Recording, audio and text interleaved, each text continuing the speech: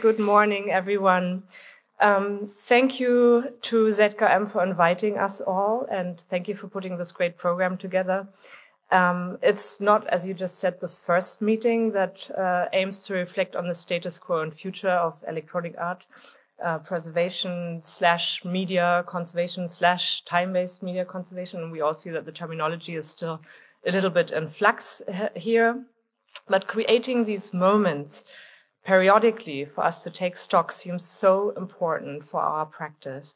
And so before my co-presenter, Ms. Nguyen, and I will share with you what we've been up to at the Düsseldorf Conservation Center, I would like to honor the theme of this meeting and share some observations and impressions on the status quo of our practice today. Over the last 15 years, time-based media conservation has developed into a professional specialization within contemporary art conservation. Today, practitioners provide qualified care for complex artworks that contain video, audio, film, slides, and software, and new practice developments are advancing the emerging field with increasing momentum. However, the status quo of time-based media conservation is not consistent across countries and cultures. In our own careers, Ms. Nguyen and I have both experienced the stark contrast between the vivid time-based media community in the United States and the notable absence of media conservation staff and practices in many time-based media collections here in Germany. There are several indicators for healthy practice development, and one is the published output a community produces. Since its beginnings, the discipline of time-based media conservation has been producing online and print publications, mostly conference papers and articles, blog posts, a handful of books, and online resources that provide guidance for collection caretakers of all professions. But until today, the vast majority of this literature is being published in the United States and the UK, with relatively few exceptions.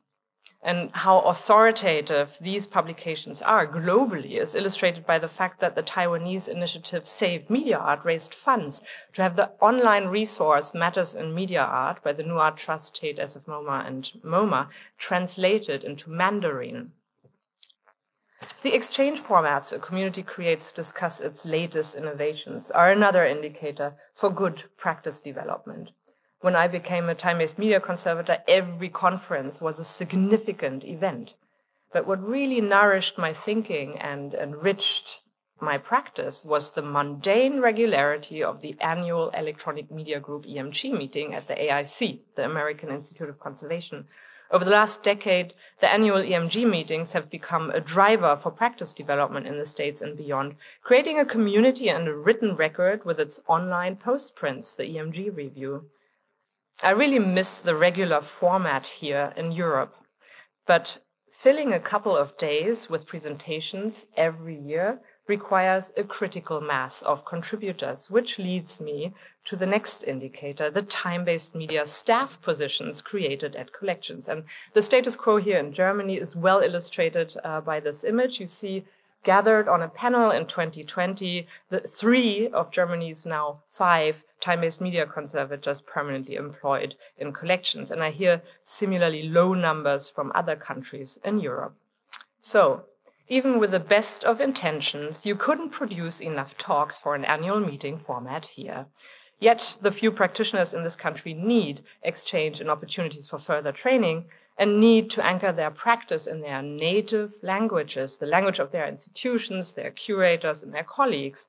Time-based media terminology in German is still all over the place, awkward, and with little consensus established. Where emerging professionals are offered practical training opportunities, such as postgraduate fellowships, the field of time-based media conservation can grow and evolve. Unfortunately, in Germany and other European countries, both the supply and the demand of specialized graduates is so low that growth seems almost stagnant. Most institutions don't offer entry-level positions, or positions per se, and those who do receive hardly any job applications from specialized and qualified graduates. There is no lack of academic conservation programs in Europe who offer a focus on contemporary art conservation, including modules of time-based media. And Please forgive me if some programs fell through the cracks here. 2 of these programs even have a dedicated time-based media track, the Bern University of the Arts and the State Academy Stuttgart, and we'll be hearing from both of them tomorrow. However, currently there are hardly any graduates entering the job market who chose to specialize in media art conservation. And I hope this meeting can help us to better understand the underlying issues and what we can do to better connect potential employers and emerging professionals in Europe. Because practice advancement happens where expertise meets collections, where collection caretakers connect with artists and with artworks to acquire, exhibit, examine, preserve, and document these artworks. An abundance of approaches, models, methods, and tools has been developed over the last 15 years, and many of them have never been submitted to the written record. This is why my co-editor, Professor Dina Engel, and I felt that the time was right to take stock and create a more coherent account and narrative of time-based media conservation practice today. A textbook for students, a handbook for conservators, registrars, technicians, curators, artists, and collectors. And we're so excited that the edited volume Conservation of Time-Based Media Art will be released by Routledge in 3 weeks' time. And many of you here in this audience and among the speakers have participated in this ambitious project as authors or contributors. And this is just a snapshot of a few of us. Over the last 2 years, our 34 chapter authors have invited 85 further time-based media practitioners from around the world to provide statements and case studies. And many interviewed each other to discuss their experiences and views. Putting practice to paper was a huge communal effort, and the act itself of gathering practitioners' experience has created its own catalytic dynamic with many community members getting to know each other and still maintaining their exchange. Simultaneously to creating the book, we launched the new Department of Time-Based Media Conservation at RED, the Restaurierungszentrum Düsseldorf, or Düsseldorf Conservation Center, which is located here in this wing of the 1926 ensemble called Ehrenhof. Since 1977, the Conservation Center has been charged with the conservation and collection care of the city's 12 museums, which together hold more than 3.5 million artifacts ranging from 1000 BC to the present. These collections include audiovisual heritage, and what you see here is one storage place of the Film Museum in our care. The Kunstpalast, another museum in our care and also situated at Ehrenhof, has been collecting single-channel works and video installations for many years, and recently started acquiring software-based artworks, namely VR and AR pieces, since the museum appointed curator Alain Biba as head of the time-based media collection in 2022. Between 2020 and 2022, the entire Düsseldorf Conservation Center underwent major construction to stabilize the historic building structure and to modernize 1,000 square meters of conservation labs. This general construction project was an ideal opportunity for us to add the technical infrastructure necessary for running a media conservation lab, including power circuits, high-speed data connections, and a cooled server space. And in the following, we're going to be walking you through the 5 steps we took to launch the Department of Media Conservation. We started with sourcing the equipment, even before we started planning the lab, recruited staff to build the lab, and finally established practices and workflows. Sourcing the equipment required some creativity, and here you see me carting a few 3/4-inch pneumatic decks across Ehrenhof that we were able to obtain as permanent loans from the Intermedia Art Institute in Düsseldorf, and the Film Museum loaned us some additional legacy equipment too. We also managed to receive a major grant from the State Ministry of Culture to purchase further Media Lab equipment. The difficult part was that the €100,000 grant had to be spent within 6 weeks. So we had to hire time-based media conservator Agathe Jacek to help us source, shop, and set up the hardware and software in record time.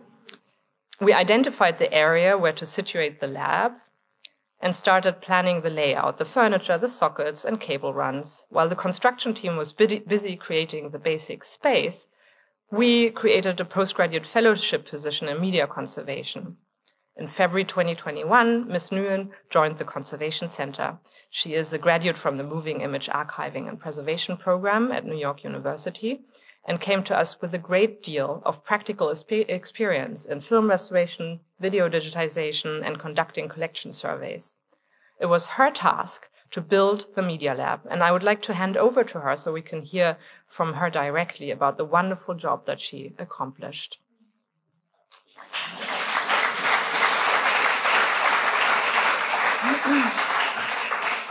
Thank you, Mrs. Phillips, for the introduction, and also ZKM for the invitation, and good morning, everyone. In 2021, I started my postgraduate fellowship at the Düsseldorf Conservation Center. My first tasks were to set up the media equipment, to define signal path, and to develop workflows and practices. To build the digitization station with the legacy equipment, we needed the expertise of video engineers and were lucky to find extremely knowledgeable technicians locally, Mr. Roth and Mr. Romanowski. For strategizing digitization workflows, we received great support from our colleagues at the Studio for Video Conservation in Switzerland, Sophie Bunz and Agathe Jacek. We started with the maintenance and tests of analog videotape machines we had sourced. Some of the machines were shipped from abroad, for instance, the RTI tape cleaning machine, which you can see in the center of the slide, was shipped from the Netherlands by Next Archive, a reseller for analog video equipment. In the slide, you can see how we assembled the digitization racks and patched the video and audio signals according to the workflows we had laid out. Our Media Lab now features 3 workstations for specific functions. First, the digitization station shown on the left side. The 2 video racks house all the legacy video decks needed to assess and capture the collections in our care. The RTI tape cleaning machine is an essential, and the Windows and Mac computers are equipped with Blackmagic Decklink capture cards. The second station is our digital video QC station shown in the center of the slide. It consists of a Mac Pro, a PC, a 4K ISO monitor, and a Flanders DM240 monitor for color examination, as well as an audio stereo system with Genelec loudspeakers.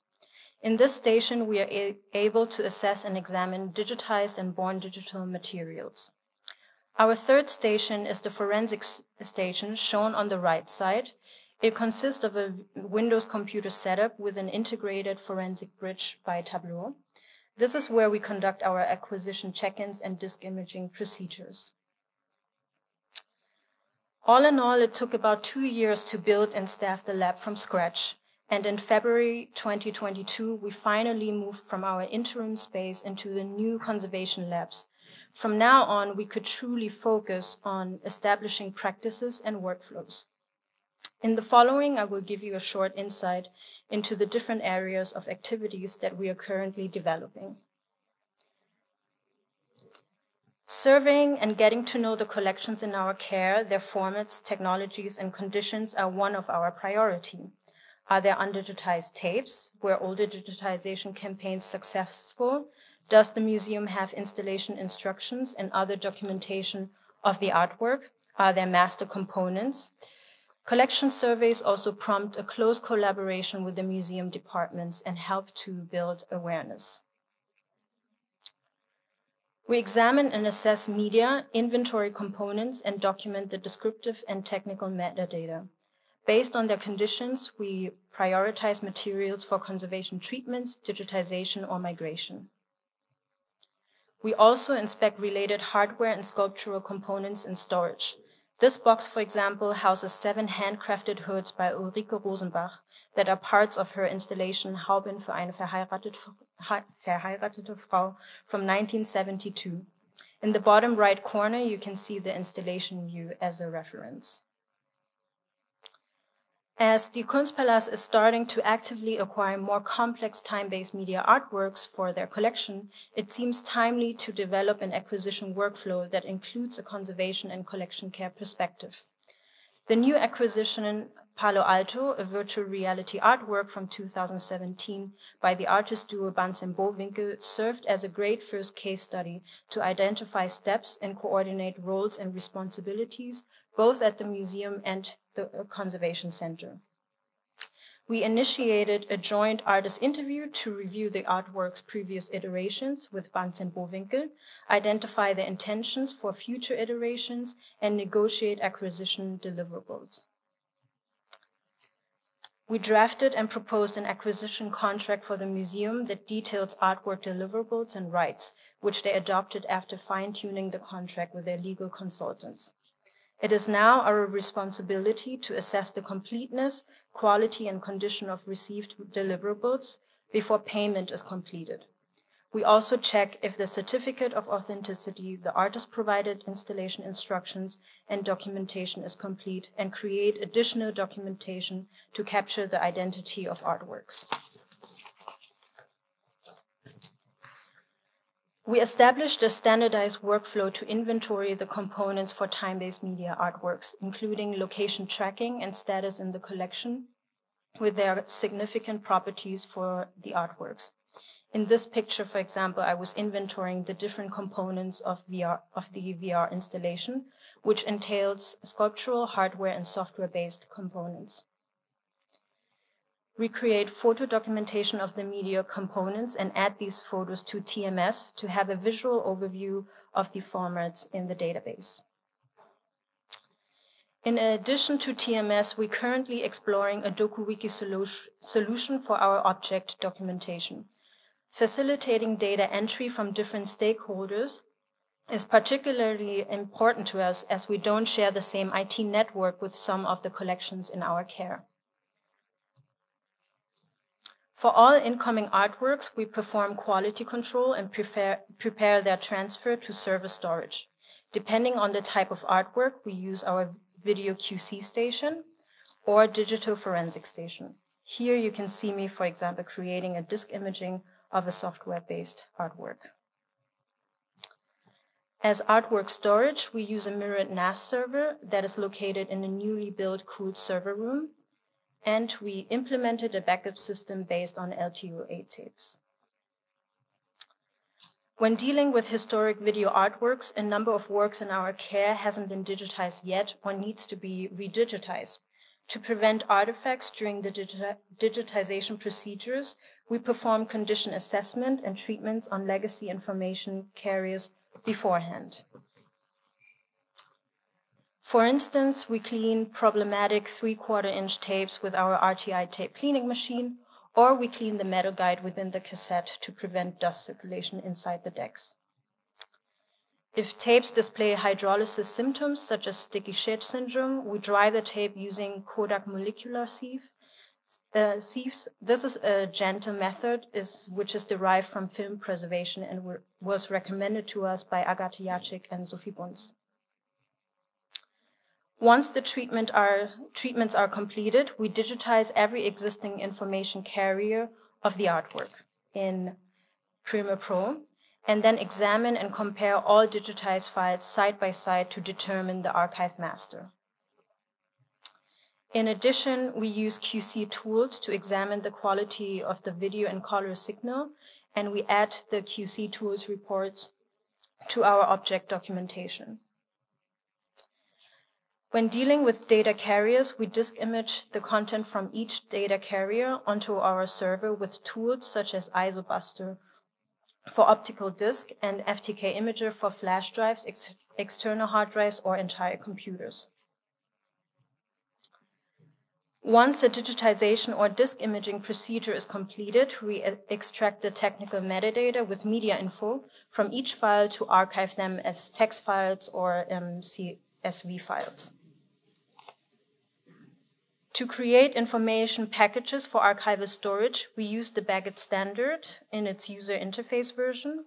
You can see the resulting file directory in the top and the Bagger user interface below. We also prepare exhibitions for the Düsseldorf museums.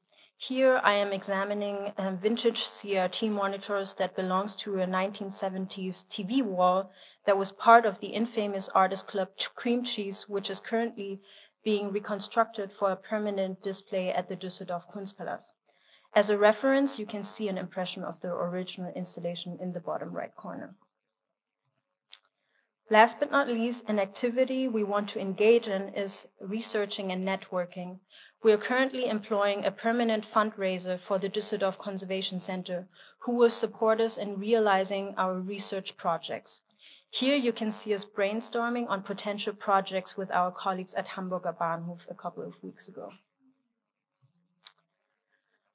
For the future, our future goals for time-based media conservation at the center are the creation of a permanent time-based media position, the conceptualization and funding of grant projects, participating in national and international collaboration, and hosting and programming events such as symposiums, workshops, or lectures. We have a long way to go, but we have also come very far, and feel very lucky to enroll the Düsseldorf Conservation Center to this community. Thank you.